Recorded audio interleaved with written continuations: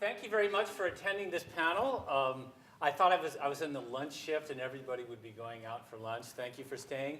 I wanted to first ask you, how many of you have actually seen this billboard driving toward St. Cloud? Okay, so next time you drive from St. Joseph toward St. Cloud, look for this billboard. It's on the left side of the highway before you get to the Granite Monument. And so if you want to look at it closer, it helps to stop and turn and actually look at it. I don't want to cause any accidents trying to actually read all of it at 60 miles an hour. We don't think a billboard by itself is self-explanatory. This is part of a larger project, which I'm going to try to describe here. My name is Jim Reed. I teach in the political science department. And I'm going to describe this project that a number of faculty and staff at St. John's and St. Ben's contributed time and money to. Actually, altogether, about 100 people contributed time or money to this project in some way. Many of them connected with this institution, but also other people in the community. And it includes this billboard, which I'll talk about in a minute. It also includes 4 radio spots that we recorded, 2 of them with immigrants and refugees talking, 2 of them with people, one is me and another Sister Mara Faulkner in the St. Benedict's Monastery, talking about their connections to immigrants and refugees and why we think they enrich our country.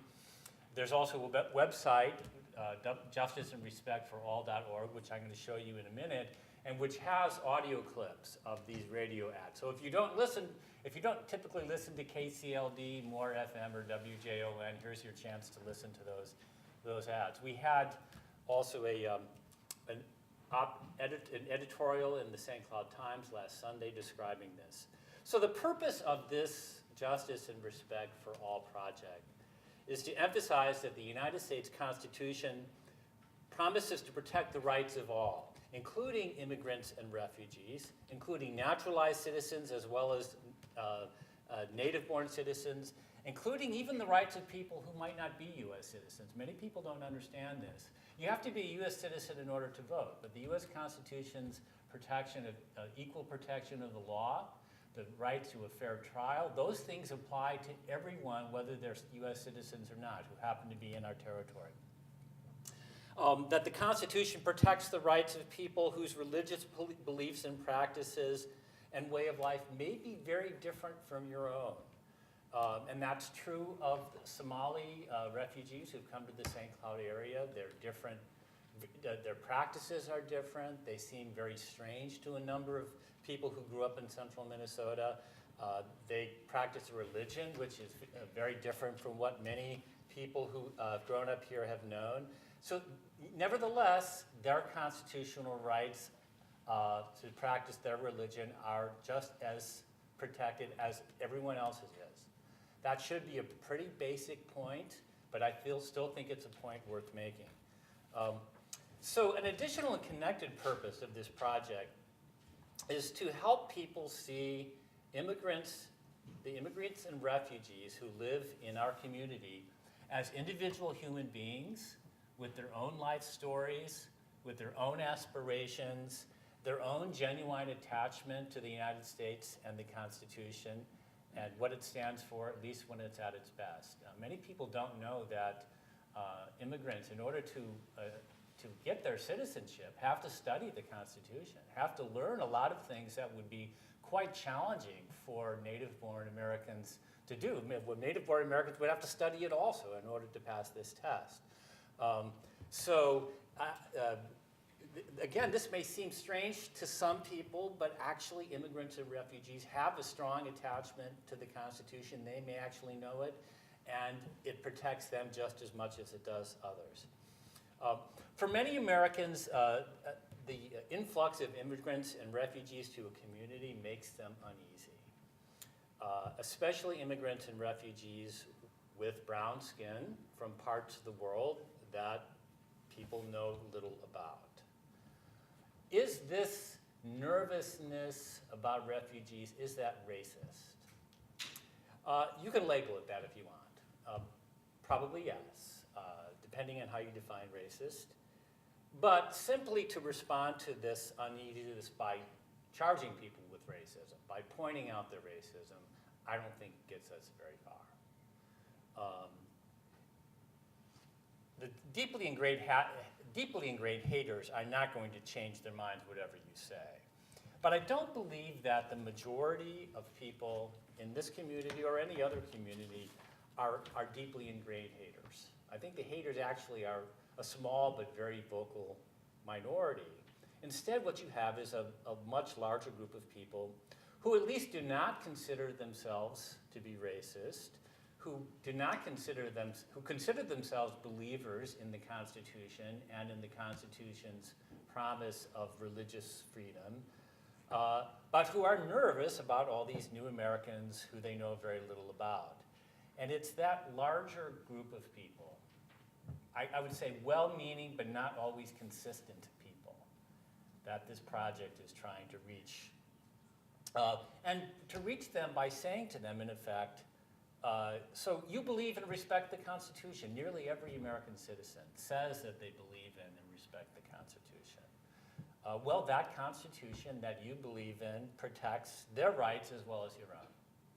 And if you want your religious freedom rights to be respected, you have to be willing to respect theirs. Again, that's a pretty basic point, but I think for a lot of reasons, that's a point that needs to be made right now. Not only that, many of these new people have studied that Constitution, maybe more than you have, and certainly more recently than many have, because they had to do it for the citizenship test, and have their own attachment and understanding of those constitutional rights. And I think we also want to say in this project that these new Americans do not diminish our country. They actually enrich our country. And to show through hearing their actual voices that these are people that actually you would like to have as your neighbors, you would like to have as your coworkers, to give individual voice and life stories to those immigrants and refugees, rather than just viewing them as abstractions or people far away that can be stereotyped. So I'm going to begin with the billboard image. Talk about that, then play the radio spots, then describe some of the immediate circumstances that led to this project. If we have time left, I'm then going to give you an exercise about what you would put in a 30-second radio spot, or what you would put on a billboard brief enough that somebody can read it at 60 miles an hour without crashing. So this is the billboard image. So you notice it's got the slogan of the project, Justice and Respect for All, and a website. I think it's important that we say who's taking responsibility for this. Some of the things I'll show you later, there's some anti-Muslim, anti-Somali billboards out there, and you don't know who's behind them. There's one that turns up on one of the electronic billboards outside of St. Joseph. You have to wait long enough so it cycles through, but you'll see the anti-Muslim billboard there without any description of who's behind it. Those of us in this project are not hiding. So you see, this is the text of the Constitution of the United States, handwritten in the background. There's the American flag at the borders, but the American flag is not center. The Constitution is the center. You know, the Constitution is really more important than the flag, important as that is. And then a quote from the First Amendment, from the Bill of Rights: Congress shall make no law respecting the establishment of religion or prohibiting the free exercise thereof. So, again, it's a reminding, in its own way, reminding people of the principle, the constitutional principle of freedom of religion, and that belongs to everyone. I want to thank Brother David Paul Lang from the St. John's Monastery, who also teaches in the art department, who put together what I think is a really great billboard image. So that's up there. That will be up there for a month. And now I'm going to play the radio spots. I'll play them first for you, and then give you a little bit of background on how the process of coming up with taking a whole life story and turning it into a 30-second ad. Actually, 27 seconds, we had to time this because you still need the time for the disclaimer. We want to say who's behind this. So the first one here is from so here's the website, justiceandrespectforall.org. And the first one is from a St. Ben student, Olayemi Fadahunsi, who was born in Nigeria. She's a political science major. She's actually studying abroad in London right now, so if she wants to hear the radio spots live, she probably has to do them at like 3 in the morning. So these are playing on St. Cloud radio stations this week. My name is Yemi. I was born in Nigeria and came to the U.S. when I was 3. Where I was born, life is difficult unless you are wealthy. The United States has been everything I hoped for. I am a U.S. citizen. I have studied our Constitution. I was proud to vote for the first time in 2016. Americans come from different backgrounds, but we all value the same things: justice, freedom, and respect. Thank you. Brought to you by citizens of Central Minnesota, justiceandrespectforall.org. Okay, we went in there, and sometimes when people do these radio spots, it takes like an hour to get it right. She nailed it the first time. She came, I knew her as a student in class, but I sat down and interviewed her about her life, and she came with very clear ideas of what she wanted to say.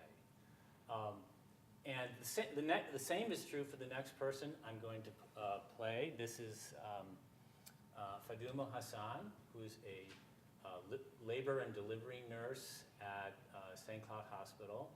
I'll play the ad that we recorded and then talk a little bit about the interview.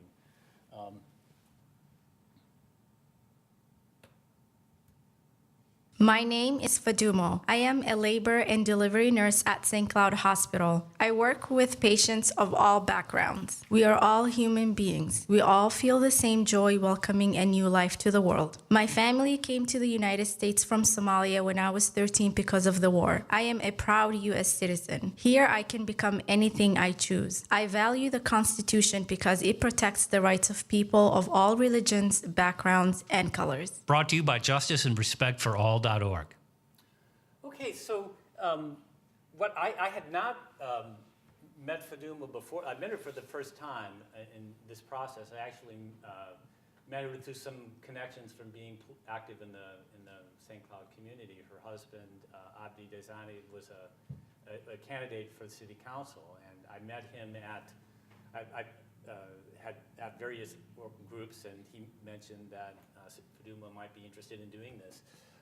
She came, what I would do is I would talk to people for about a half an hour, and then after getting down everything that they would like to talk about in a half an hour, then you turn around and try to turn that into a 30-second script. And I said to everyone, I said to Yemi and to Faduma, if there's some one thing that you want to make sure that gets in there, we can make sure it gets in there. And in her case, she came to this interview with very clear idea that she wanted to say that people of all backgrounds feel the same joy in bringing a new life into the world. So that's what she got into that first paragraph. So part of the purpose here was to give voice to immigrants and refugees in a way that would reach a large audience. I mean, we can do that in a lot of ways, but most people are not taking classes on immigrants and refugees in America. Most people are not thinking about that. And this is a way of reaching a broader audience. So the second part of that is to also feature people who are native-born Americans, but who work with, value people who are immigrants and refugees. It's important for us to show that this project is not siding with immigrants and refugees against native-born citizens. That's a false, I think a toxic, false way of posing it, that really both can benefit. I was thinking actually about how many elderly Minnesotans who complain about all these refugees coming in and immigrants coming in will probably be cared for in their old age by a caregiver who's an immigrant or a refugee. So anyway, so the two that are featured here, Sister Mara Faulkner and me. Sister Mara Faulkner she's done several things of her own. She's done a couple of workshops called My Neighbor is a Muslim. And she wrote an op-ed for the St. Cloud Times back in December on this theme of who is my neighbor. It's a biblical story of the Good Samaritan. And so I thought it was a beautiful column. And I said, would you be willing to do this? And somehow we have to turn your column into a 30-second radio spot. So you can read her whole column. It's great. This is the 30-second version of her column.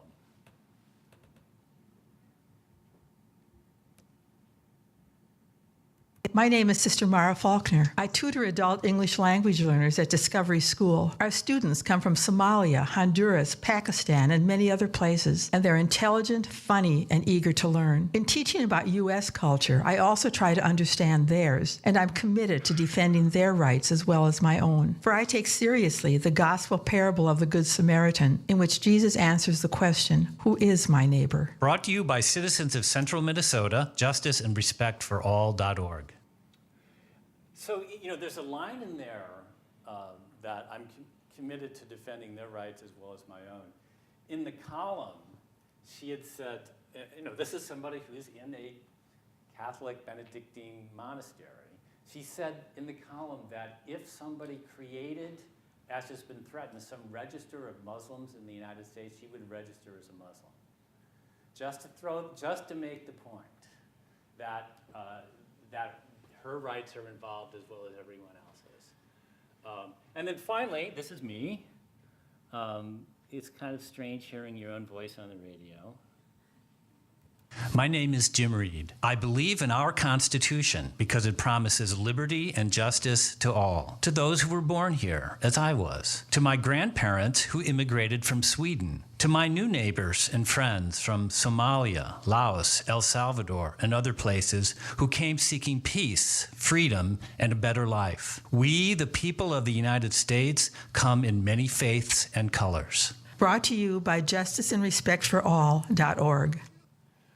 Okay, so it makes the point. I mean, I think everyone knows this, but the people here who are native born, unless you are, Native American, you are the descendant of immigrants. In my case, immigrants from Sweden, Germany, and other places. So I'm going to talk a little bit about the particular events that led to this. Back in March, there was a billboard that went up along Highway 75 that said, Catholic Charities resettles Islamists, evil or insanity. Now, Catholic Charities doesn't actually resettle Somali immigrants in this area, although they do in the Twin Cities. Lutheran Social Services is involved in resettling refugees. But this term Islamists, I presume that means people who are radical Muslim terrorists. I think that's the idea behind it. The implication was that Catholic Charities and Lutheran Social Services and other groups were bringing dangerous people to our continent. So at that time, there was a billboard response. A number of faculty members exchanged emails, and we raised money to put a billboard that had a biblical verse, I was a stranger and you welcomed me. So that was back in March. I just had a small part in this. I contributed money, I encouraged people to do it, but other people took, I think Kelly Kramer in the Peace Studies Department took the initiative on that at that time. Well, the anti-Muslim, anti-immigrant rhetoric only escalated over the course of the presidential campaign. I'm not going to go into great detail about this. This is no surprise to you. I only want to make the point here is that I think that a lot of the rhetoric about illegal immigrants is misleading. Somali refugees came here legally. They came here as political refugees in accordance with the United States law, And yet, that does not diminish in the slightest the hostility to them. I think at least when many people talk about illegal immigrants, they really mean any immigrants that they don't think should have been let into the country, whether they came in legally or not. And if you go to some of these sites, and actually some of the comments of people on our St. Cloud Times website when we publish the column, who are looking for ways to deport them, who are saying, look, we'll follow them around, and if there's any misuse of any bit of money, they're immediately deported.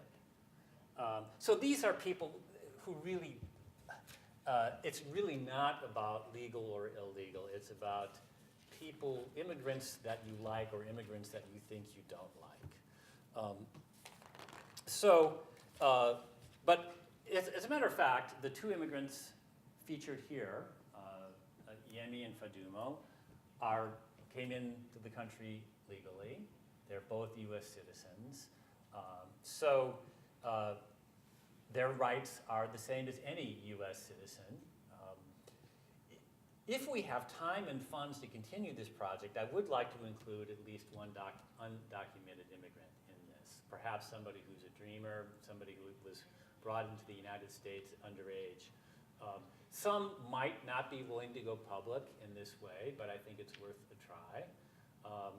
So back to the events that led to this, there was, after the November election, in the weeks following the November election, a large upsurge of racist, anti-Muslim, anybody who's different, rhetoric, graffiti, vandalism, assaults. And I'll just show you some of the news clippings on this. You can just do you can find lots if you do racist graffiti election, you will find lots and lots of stories. Here,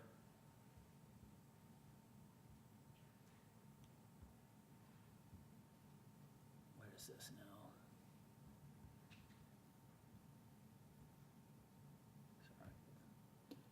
Sorry. Well, this is actually one of the billboards. This was on. Can you see this? This was on I-94 near Rogers. Should America fear Sharia? You see a Muslim woman's eyes. So this is an example. There's this one that if you watch the circulating billboard outside of St. Joseph. But I'm trying to find the link for these. Yeah. Oh wait, no. Here. Come on.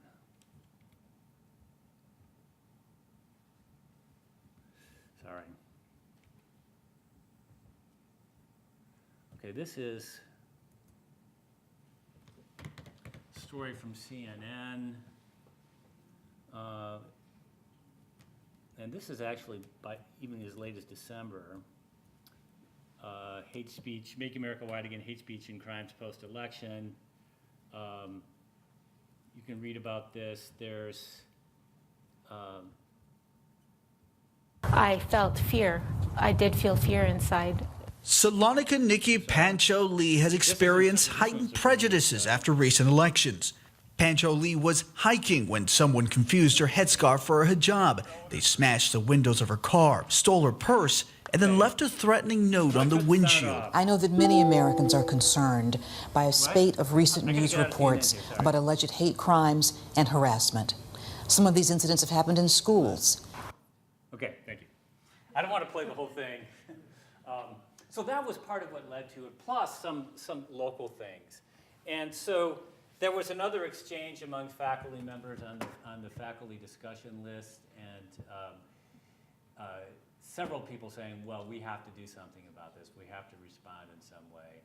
And if you're one of the people that says somebody should do something, it's like if you say somebody needs to cook dinner too loudly, you end up being the cook. So that's what happened to me.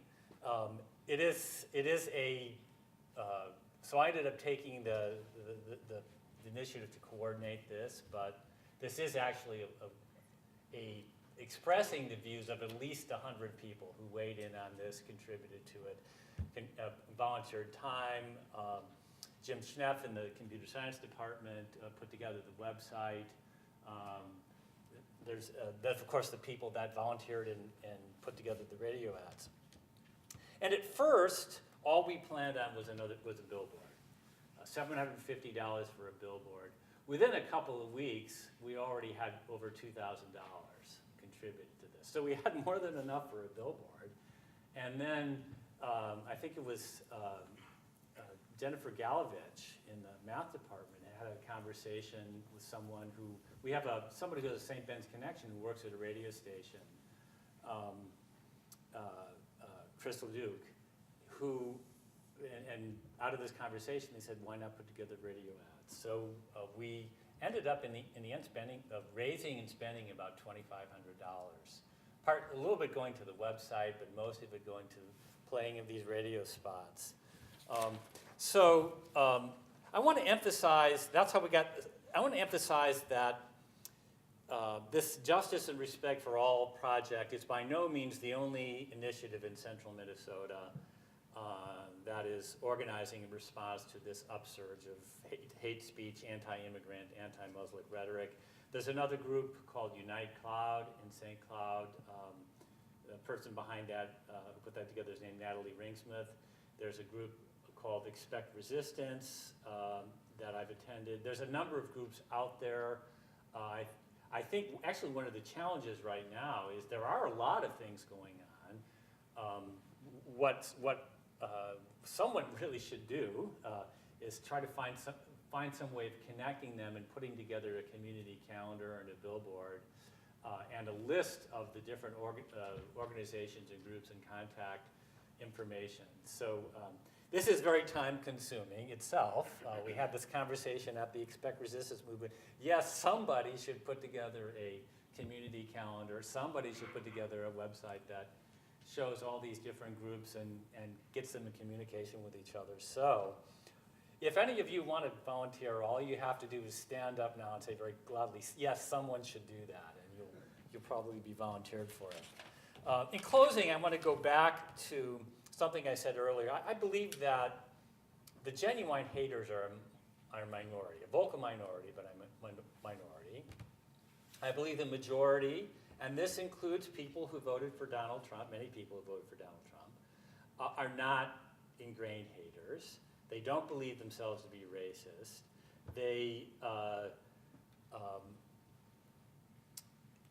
They believe that racial discrimination and racial hatred is wrong, although they are sometimes oblivious to seeing it when it happens. But if there is indeed a majority out there who believes in justice and respect for all, then as is said in the column, actually I forgot to show you the column, I'll come back to that in the St. Cloud Times, which is also on the website. If we said in that column, this majority should not remain a silent majority. The intolerant are going to be very vocal.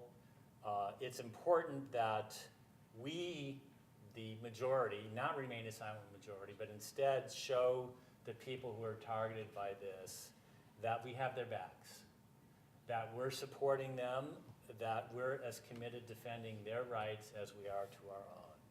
That's what justice and respect for all means. That's what it means to have a constitution that promises equal protection of the law to all. Thank you. So, what time are we at? We have a few more minutes. Okay, so what I would like to do, I'll take questions, but then I also have a challenge for you to come up with what if you could say something on the themes of Martin Luther King week in 30 seconds. What would you say? Or on a billboard, what would you say? So, any questions about this or observations?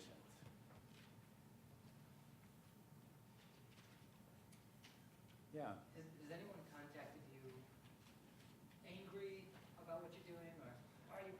Only the people who respond to this. There were people who responded to the column in the St. Cloud Times. The the only email we got over the website so far was somebody that supported it. No, I have not heard any negative comment. I haven't heard any negative feedback on the radio ads, but that doesn't prove anything one way or another. I do think that they're stated in a way that's it would be pretty embarrassing and shameful to respond in a hateful way to such obviously good, decent people, right? And not that people wouldn't, but I think that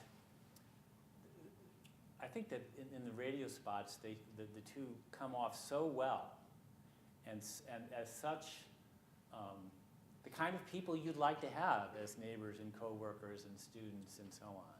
That maybe, I hope that kind of diffuses that. It doesn't diffuse the 3 or 4 trolls that are always on the St. Cloud Times website. Yeah. You mentioned that you wanted to include an undocumented immigrant. Mm-hmm.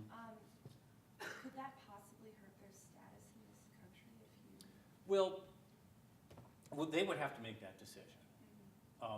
Some, among people who are undocumented immigrants, many will remain silent, but some have been vocal. And in particular, the people who are in the DACA program, the Deferred Action Program that President Obama set up, they actually have publicly revealed themselves. I mean, in order to be in the Deferred Action Program, you specifically request to be in that program. So you're not undocumented. You're on the radar screen. They know about you. So and that's why I think getting someone to speak who might be in the term is the dreamer, somebody who came as an underage, who was brought in underage, undocumented. Since they're already known, Donald Trump can find them if he wants to. Maybe they might view it, they're not really having anything to lose by speaking publicly. I don't know. So that's what I would like to do, and I know we have students, graduates in this category.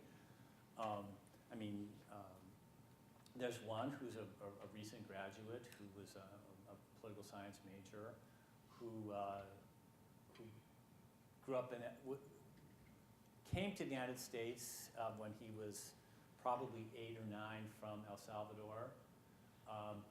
And his parents had hoped for political refugee status, ironically because they were on the United States side of those civil wars.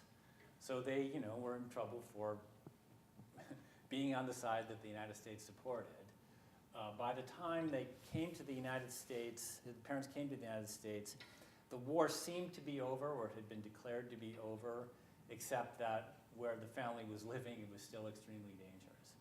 And so they made the decision to stay. They spent a lot of time and a lot of money trying to get the legal status of a political refugee, and ultimately didn't. And this particular person didn't find out until he was, in high school that he was not a documented immigrant. He nevertheless came here as a student, was a good student, very well liked, and it makes the point, and I've had him come to speak to classes, that under the DACA program, he's got to be more law-abiding than any of the rest of us. Even a traffic ticket, you don't know whether a traffic ticket could trigger a deportation procedure. You've got to be a good student. You have to report to the authorities everywhere that you go. So in that sense, you already are on the radar screen. It's really a question of whether you want to speak to a wider public or not. Yeah. So, okay, so you ready for a challenge here? Okay, so Karen Erickson had some, okay, good. So let's try this. What you would say in 30 seconds, or actually you try to do both of these. What you would say in 30 seconds and what you would say in maybe 5 or 6 words. on a billboard. And a lot of you have notes, you don't need it, but if anyone came without paper, that's all I can get this to you.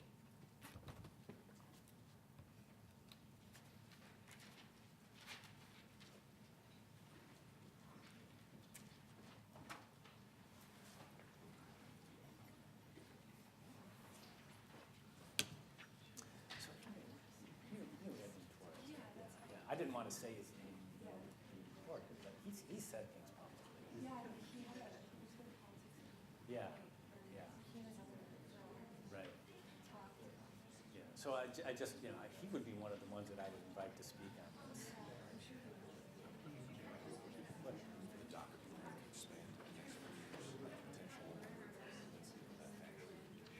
I don't know. I have no idea what he's going to do. Trump has sent such mixed messages about, mixed messages about everything. I just don't, until you actually see the policy, I don't think we can know anything. I don't think that DACA is first priority for deportation, but what would happen is that you would probably go to them and say, look, if you want to stay, you've got to turn over your family and put them in a really difficult situation. Yeah. Right. Yeah, well, and home means nothing. I mean, this is their home. Yeah, this is where they've grown up. Hi. How's your semester going? Good.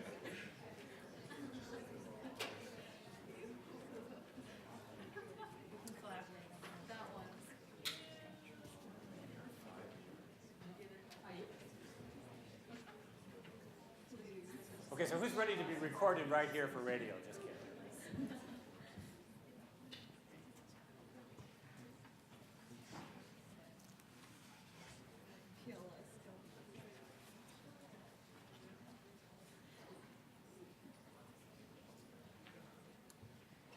Does anyone have something they'd like to read out? 30 seconds or less?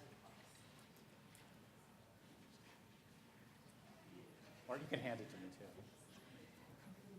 You can hand it to me, and then if I like it, I'll call you back.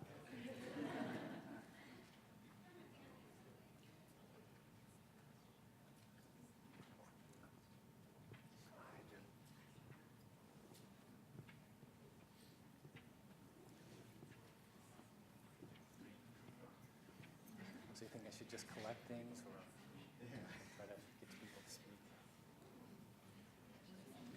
Okay. I'll just say nobody can leave the room until at least one person is here. Okay, so we can't leave the room. Karen has just said that we can't leave the room until at least one person reads out their billboard or their 30 seconds. So.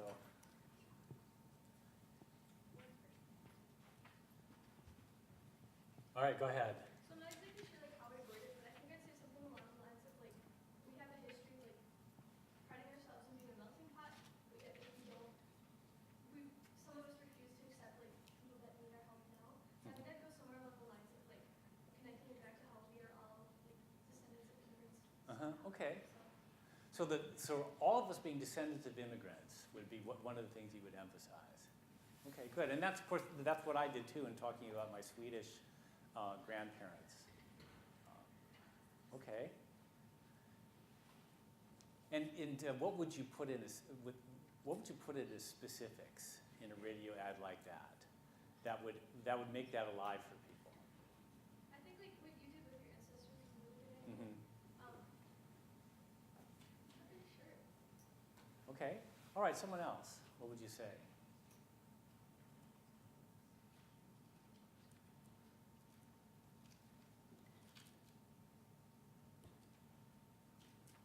Okay. This isn't my idea, but I'm going back to what you said. I like the idea of we pride ourselves. If you hook into the pride, Mm-hmm. we pride ourselves on certain things that we're not doing. And the idea that people need help now.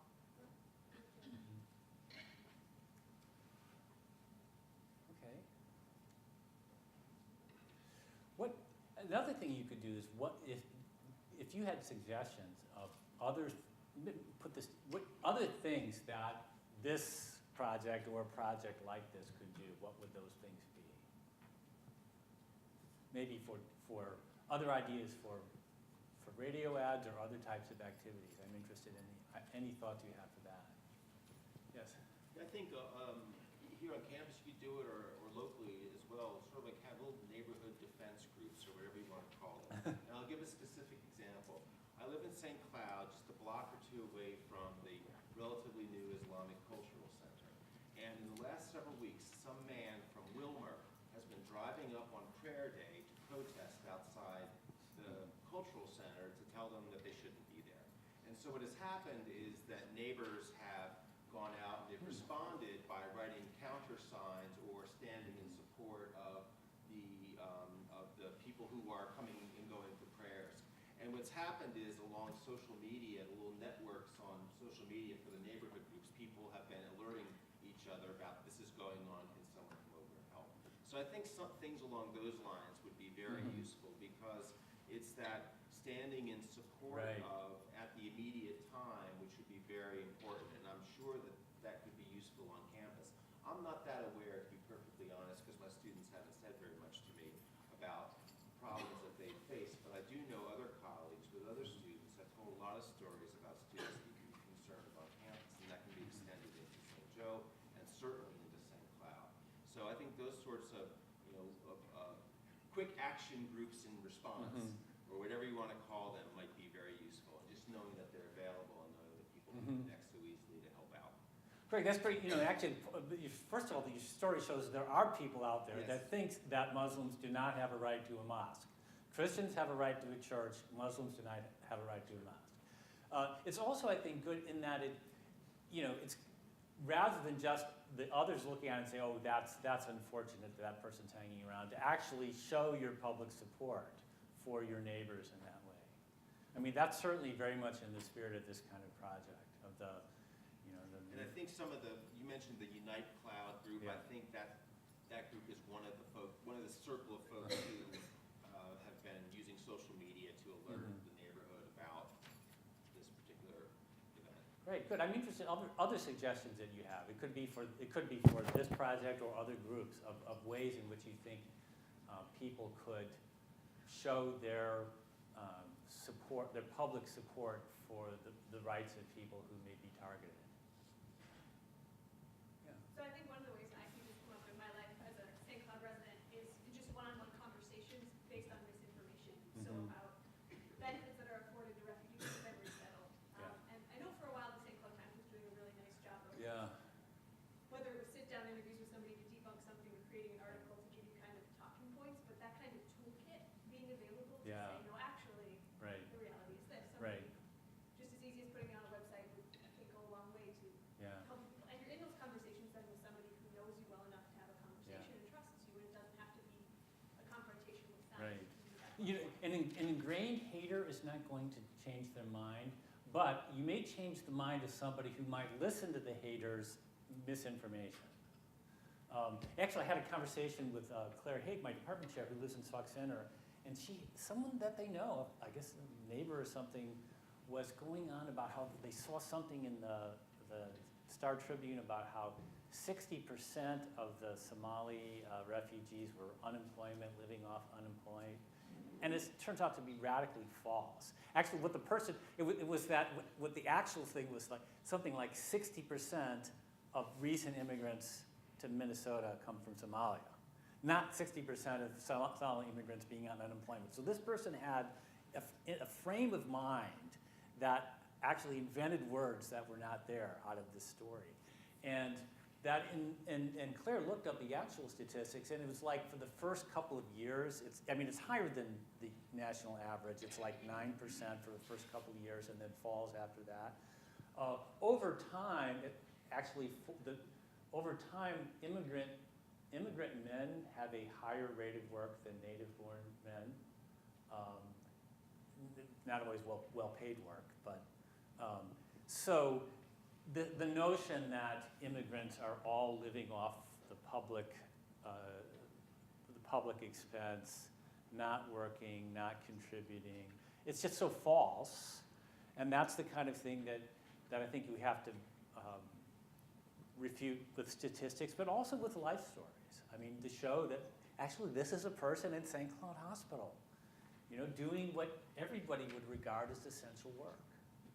So I think you're right that we have to learn how to patiently counteract misinformation rather than just, you know, angrily denouncing it. Somehow, how do you straighten it out? I think that's a challenge. Yeah. I think kind of branching out with a similar idea that you had. Potentially, could we have like a public forum where people come in to express maybe some concerns they have, both from people who are, you know, anxious about newcomers to their community, and also immigrants who are anxious about people who think that they're there to recruit people. Yeah, you know, I don't know if there have been meetings in St. Cloud where there was one at the St. Cloud Library back maybe in March or April, which had big attendance. I think it's interesting that the place was surrounded by police cars, like because they thought maybe there was going to be some real ruckus here. And it turns out the people that were very, very anti-immigrant, anti-Somali didn't show up at this meeting or were quiet at the meeting. I think meetings like that are good, but they have to, I think they have to be thought about carefully about how you do that. And does anyone, Greg, do you know anything like this in St. Cloud where you've had neighborhood meetings where you try to get people with concerns on both sides showing up? No, I'm not personally, no. This one at St. Cloud, at the St. Cloud Library is the only one that I personally was at, and I thought it went really well. But in a sense it went well because the people who were nervous or particularly opposed to their Somali neighbors didn't come or didn't speak up. Yeah. One related thing, again, with respect to the Islamic Center in St. Cloud, is that there was a point of question of what was going to happen with that particular property, because it had been a school, then it was a church, and Jewish denomination, and then it was up for sale, and there were questions of rezoning and this and that was the impulse to have some discussions. And in that context, there were neighborhood members who came out in support of the Somali Center, and have continued to, for the last couple of years, the center has invited the neighborhood to come for dinner and information sessions, and people have been doing that. So that's one example of neighborhood support. Okay. Great. Other suggestions of things were, yeah, go ahead. We brought members of the Somali community to our campuses to sort of welcome them and give them a meal and express our support. Well, we have had several panels where people from the St. Cloud Somali community have been on the panel. I'm thinking about more like a smorgasbord. Yeah, well, that'd be an idea. Yeah. And invite lots of the rest of us also to participate in the smorgasbord, right? We can just be together. Yeah. I'm always in favor of a meal. Great. So, does anyone have an idea of a brief, compact way of sending out a message that you think might be effective? Billboard or 30 seconds? Yeah. My thought is that I think we all have to stress the fact that we have one God. Mm-hmm. And that makes everything the thrust of our life. And I think that too, I think we all have to learn more about the Muslim. I had spent many years in Ogden, Utah, and just about 2 months ago, the governor and the mayor and the presider at the cathedral, etc., and many of the religions celebrated the opening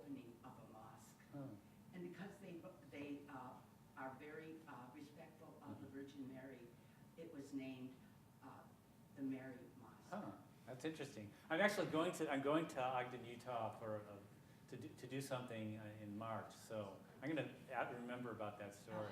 You could. My sense is that when we really know them better, I just have to take 1 minute. I happened to be at the driver's license place, and there was a young Somalian teenager. I was waiting for my driver, and she was waiting for her mom. We had been there a long time. We just sat by each other and got to know each other, and then I said, you tell me all the times you pray, and we pray too. And so I said, how about if we just pray, and then maybe they'll come. So in about 2 minutes, my driver appeared and her mom. I said, see, it works. You know, this reminded me of something, I just now remembered this.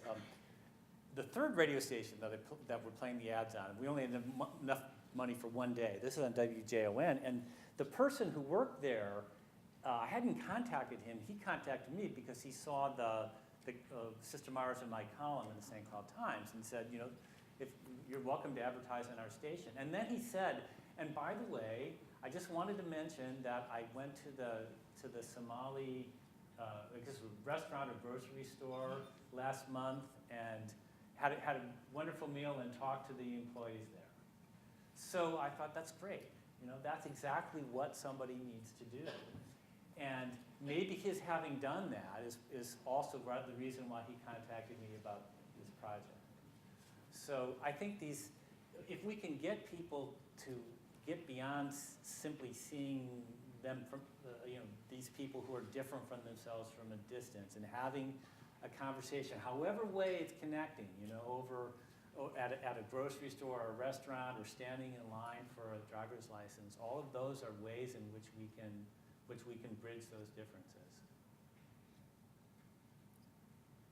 All right, great. Well, thank you very much.